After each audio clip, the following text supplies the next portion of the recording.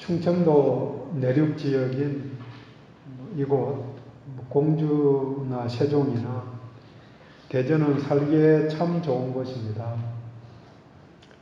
국토의 중앙부에 있으니 전국 어디를 가든지 3시간이면 갈 수 있는 것 같습니다. 또 특별한 천재지변이 잘 일어나지 않습니다. 태풍이 부는 것도, 지진이 일어나는 것도, 홍수가 생기는 것도, 겨울에 눈이 많이 내리는 일도 별로 발생하지 않으니까 살기에 좋은 곳입니다. 어찌 보면 천재지변이 없다는 것은 사람들을 게으르게 만들고 준비하지 않아도 되게 또 우유부단하게 만들 수 있겠다는 그런 생각이 들기도 하지만 편안하니 감사할 따름입니다. 사람들의 심성을 좌우하는 요인이 여러 가지가 있지만 환경적인 요인, 자연환경을 무시할 수 없습니다. 물론 인공적으로 조성된 가정환경이나 분위기도 많은 영향을 미치게 됩니다. 그리고 먹거리도 영향을 준다고 합니다. 자연환경 중에서 큰 범위로 기후와 지형적인 요인들이 있는데 이스라엘은 산악지형이 많다는 점은 우리나라와 유사합니다.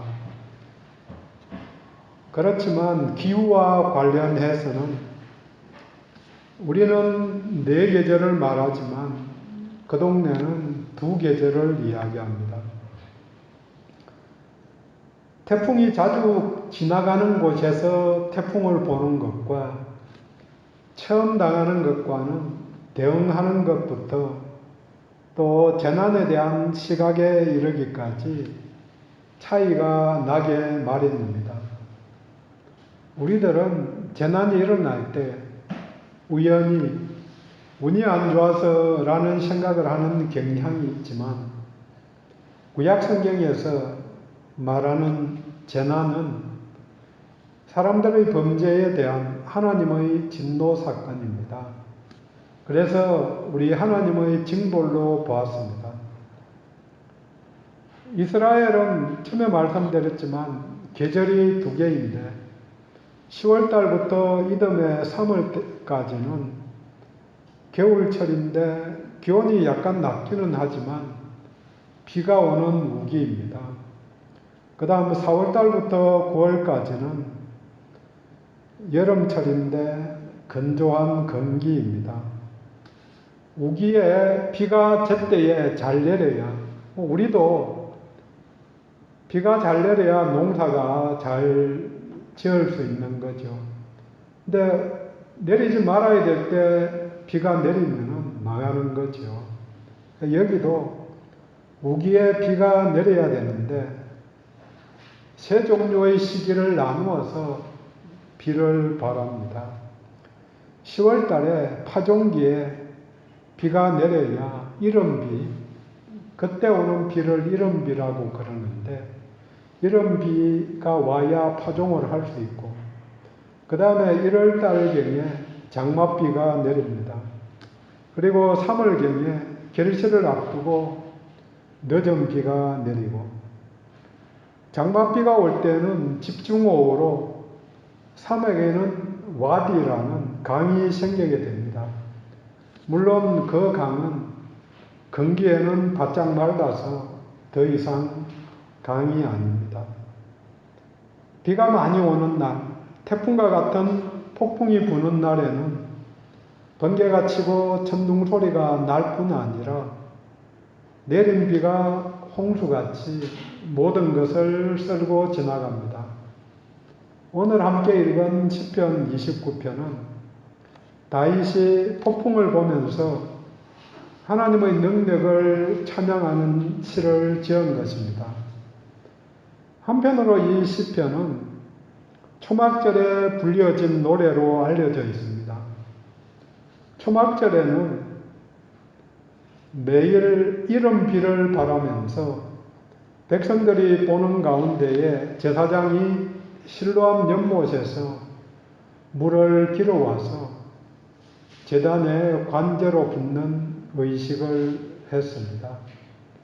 다른 날에는 번제단이 있는 제사장의 뜰에는 아무도 못 들어가고 제사장들만, 레위인들만 들어갈 수 있었는데, 그래서 이름이 제사장의 뜰, 이렇게 이름이 붙여져 있었는데, 그곳에 초막절 기간, 초막절을 일주일간 지키는데, 그 기간 동안에는 백성들도 같이 들어가는 거죠.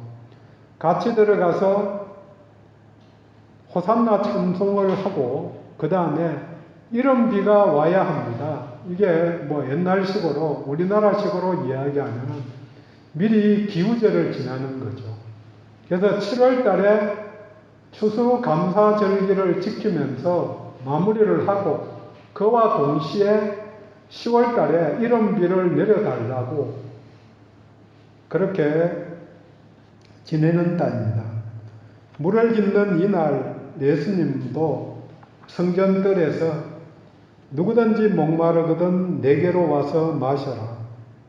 나를 믿는 자는 성경의 이름과 같이 그 배에서 생수의 강이 흘러나리라. 이렇게 외쳤습니다. 자신이 메시아됨을 선포한 것입니다. 비가 내려서 만물이 소생하듯이 반석되신 그리스도에게서 흘러나오는 생명수를 마실 수 있게 된다. 내게로 와라. 그렇게 외친 것입니다. 오늘 본문은 크게 세 부분으로 나눌 수 있습니다. 1, 2절은 하나님께 예배하라 하는 명령을, 3절에서 9절까지는 하나님이 어떠신 분이신가, 권능의 하나님이시다, 그렇게 고백하며 찬양하고, 10절, 11절은 그의 백성들에게 주시는 복을 말해줍니다. 본문을 통해서 먼저 하나님은 어떤 분이신가 함께 찾아봅니다.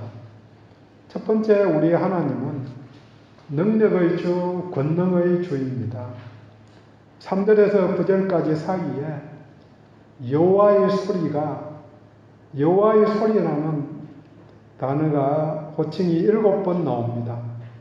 내용을 보면 그 소리로 말미암아 우레소리, 많은 물, 힘이 있고 위엄 있고 백향목을 꺾으시고 또 백향목을 꺾어 부수시고 화염, 진동 이런 단어와 함께 여호와의 소리를 말합니다. 여호와의 소리가 있는 그곳에 천지가 개벽하는 듯한 혼란스러운 상황이 일어납니다. 물이 넘치고 벼락이 치면서 나무에 불이 붙고 나무가 부서지고 땅이 흔들리고 또 짐승이 날뛰는 상황입니다. 짐승이 날뛰는 그런 나무가 부서져서 튀는 그 모습을 그렇게 표현한 것입니다. 9절에 여호와의 소리가 암사슴을 낙태하게 하시고, 이 말은 우리가 속된 말로 놀라서 애 떨어질 뻔했다. 그 말과 같이 벼락이 치는 소리에 밑에 보면은 다른 말로 새끼를 낳고 놀래가지고 새끼가 확 나오든지 낙태가 되든지 그런 일들이 생긴 그런 상황이라는 거죠. 이런 상황이 되면은 대부분은 비를 피해서 안전한 곳으로 숨어들 것입니다. 하지만 다윗은 이 상황에서 하나님의 소리를 듣고 보았습니다. 삶의 현장에서 벼락이 치는 그 상황, 또 평온한 강물을 보는 상황에서도 하나님의 개입하심과 하나님의 권능을 보는 것이 중요합니다. 하나님의 주권을 우리 모두는 입으로 고백을 합니다. 하지만 실제 상황에서 고백하는 사람들은 그리 많지 않습니다.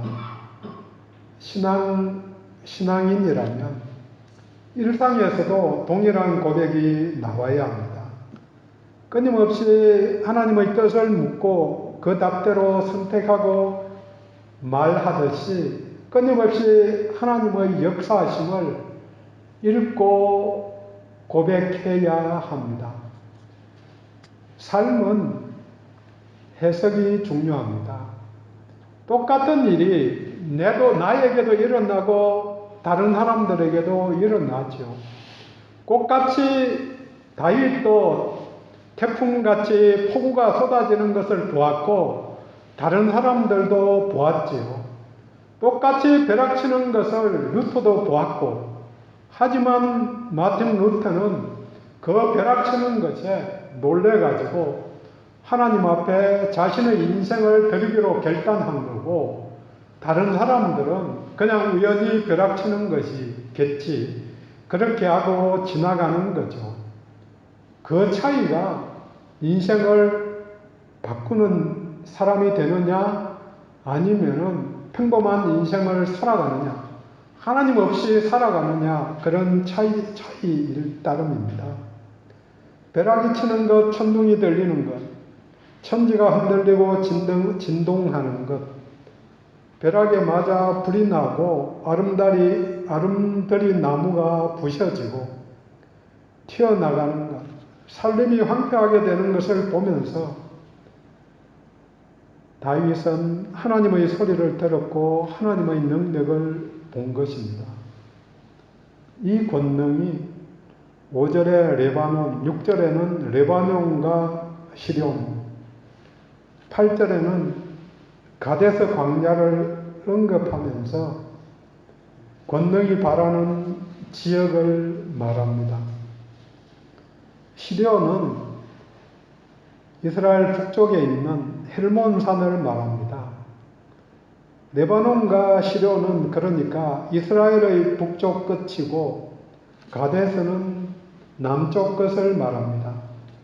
구약 성경에서 이스라엘의 영토를 말할 때에 다한에서 브에르셰바까지 그러니까 북쪽 다한에서 남방인 브에르셰바까지 말하는데 레바논과 헬몬산은 다한보다 조금 더 위쪽에 있는 그런 나라와 산이고 가데스 바네아는 브에르셰바 남쪽에 있는 하나님께서 팔레스타인 전 지역을 다스린다 하는 시인의 고백입니다. 우리는 고백합니다. 이 땅을 이 남한뿐 아니라 북녘 땅까지 우리 하나님이 다스리고 계신다. 우리 하나님이 다스리고 계시기 때문에 북녘 땅에도 자유와 복음이 들어가기를 위해서 기도하는 거죠. 만약에 우리 하나님이 다스리시지 않으신다면 기도 하나마나 한 일이고 또 그 일을 위해서 기도할 필요조차 없지만 거기까지 또 더 넘어서 세계 다른 나라들도 하나님이 다스리십니다. 권능의 하나님이 이 땅을 특별히 이곳을 다스리십니다. 다윗은 폭풍 속에서 하나님의 소리를 들었지만 엘리야는 호렙산에서 바위를 부수는 강한 바람도 아니고 그 뒤에 나타난 지진도 아니고 그 뒤에 나타난 불 속에서도 아니고 그 다음에 나타난 세미한 소리 가운데 나타나신 하나님을 만났습니다. 어떤 사람은 세미한 소리 가운데서 하나님의 음성을 듣고 어떤 사람은 폭풍 속에서 하나님의 소리를 듣게 됩니다. 중요한 것은 현재 내게 주어진 환경 속에서 하나님의 임재를 고백하고 그 권능을 보는 것입니다.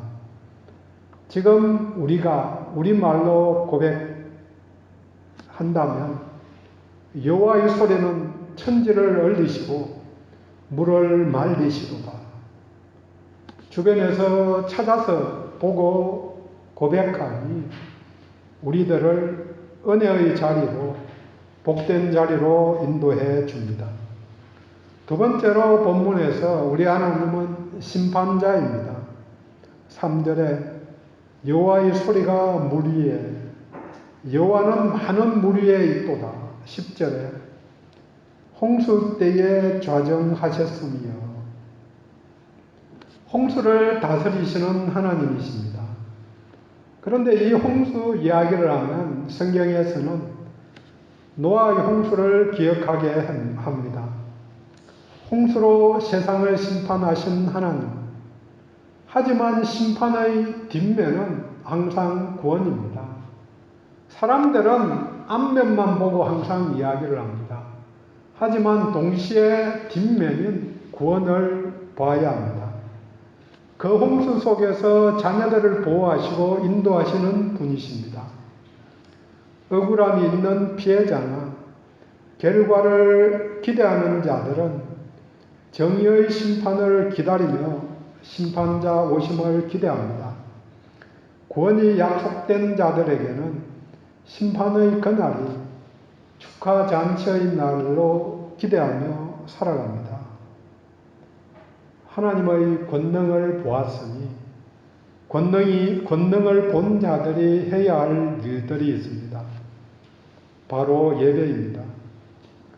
본문에는 영광이라는 단어를 4번이나 사용합니다. 하나님의 권능을 보고는 하나님께 영광을 돌립니다. 1절 영광과 능력을 여호와께 돌리고 돌릴지어다. 영광을 하나님께 반복해서 돌리라. 반드시 돌리라는 명령입니다. 처음부터 하나님께 영광을 돌리라고 선포하면서 명령합니다. 설명 이전에 왜 영광을 돌려야 하는가 이 이야기 하기 전에 그냥 명령부터 먼저 하고 행동부터 옮기게 하고 그 이유를 설명합니다. 많은 경우 하나님께서 저희들에게, 나에게 명령부터 하시는데 우리들은 이유를 따지기를 좋아합니다. 그러면은 복받기에 한 박자 늦어지는 거죠. 명령하시면은 묻지 말고 순종할 필요가 있죠. 물론 하나님의 소리를 들어도 성경 말씀 속에서 그렇게 명령하시는가 검증할 필요는 있죠. 어떤 사람들은 그 들리는 소리를 환청을 잘못 듣고는 망하는 사람들도 있죠. 하나님께서 말씀하신 게 아닌데 사탄도 똑같이 말해주고 알려주고 보여줄 수 있는 거거든요. 기독교만 이적이 있는 것이 아닙니다. 이적을 보고 예수를 믿으면 망할 수도 있는 거죠. 왜? 다른 모든 종교들도 이적이 있거든요. 불의를 걸어가고 다른 종교에서 하는 것 보면은 나와 있거든요. 그냥은 못 타도 신기가 접하면 작두위를 걸어가는 거죠. 그냥은 못 하는 거죠. 신기가 생기면 가는 거죠. 할 수 있는 거죠.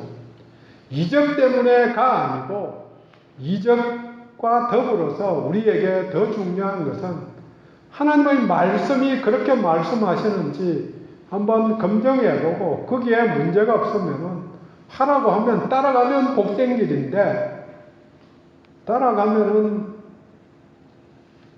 고민이 많은 거죠. 그렇게 할 때 손해는 없는 건가? 이것저것 다 따지니까 하라고 해도 하기 싫은 거죠. 저도 마찬가지죠. 하라고 하면 손 들고 가면 되는데 목사라고 쉬울까요? 마찬가지로 안 되는 거는 마찬가지예요. 하지만 한 번 더 다잡고 내가 한 발자국 뛰어봐야 되겠다. 그러면서 한 발자국 뛰어보려고 노력하려고 하는 게 다르다면 다른 거고 꼭 같은 거라는 거죠. 2절에도 그의 이름에 합당한 영광을 돌리고 여호와께 예배하라고 명령합니다. 7번씩 돌리고 돌리라 돌리라 그렇게 말하면서 그게 예배입니다. 하나님께 영광을 돌리는 것이 인생의 본분이기도 합니다. 창조의 목적입니다. 무엇을 하든지 하나님의 영광을 위해서 하라고 고린도전서 10장 31절 그 말씀 기억합니다. 영광을 돌린다는 말은 하나님을 무겁게 대한다는, 비중 있게 대한다는 것입니다. 하나님을 하나님으로 인정하는 것입니다. 존귀하게 대하는 것입니다. 하나님과 하나 되어 나의 삶을 통해서 하나님의 아름다움이 드러나게 하는 것입니다. 하나님의 영광을 반영하는 삶을 통해 하나님의 성품이 드러나는 것이 우리 하나님께 영광을 돌리는 것입니다. 거울이 만물을 비추어 보이듯이 사람들이 하나님의 본체적인 영광을 반영해서 하나님 앞에 보여주는 것이 하나님께 영광을 돌리는 것입니다. 이 반영의 조건이 하나님의 뜻에 순종하는 것입니다. 오늘 예배드리는 모두를 축복합니다. 하나님께 예배드리는 일은 하나님을 하나님으로 인정하는 일이면서 영광을 돌려드리는 일입니다. 9절에서는 예배하라는 말을 바꾸어서 전합니다. 그의 성전에서 그의 모든 것들이 말하기를 영광이라 하도다. 성전에서 영광이라 말하는 것, 하나님께 영광을 돌리는 것이 예배입니다. 예배는 하나님의 존재와 마음에 초점을 맞춰야 합니다. 예배하는 것 중요합니다. 하지만 예배는 준비가 필요합니다. 2절에 거룩한 옷을 입고 여호와께 예배할지어다. 거룩한 옷을 입어라. 성경에서 거룩이라는 단어는 하나님께서 사용하게 구별된 것을 말합니다. 꽃같은 물건인데, 꽃같은 컵인데 하나님이 사용하시면 거룩한 거고 죄인이 사용하면 불결한 게 되는 거죠. 삶 속에서 우리들의 역할도 마찬가지죠. 꽃같은 나인데 하나님이 사용하시면 거룩한 백성이 되는 거고 사단이 사용하면 죄의 백성이 되는 거고 차이는 하나도 없잖아요. 꽃같은데 누가 사용하느냐, 누가 사용할 수 있게 구별하느냐 하는 게 차이이지요. 계시록 19장에 어린 양의 혼인잔치에 참여하는 자는 빛나고 깨끗한 세마포 옷을 입는데 이 세마포 옷이 성도들의 옳은 행실이라고 설명합니다. 옳은 행실로 준비를 해야 합니다. 예배자의 자격입니다.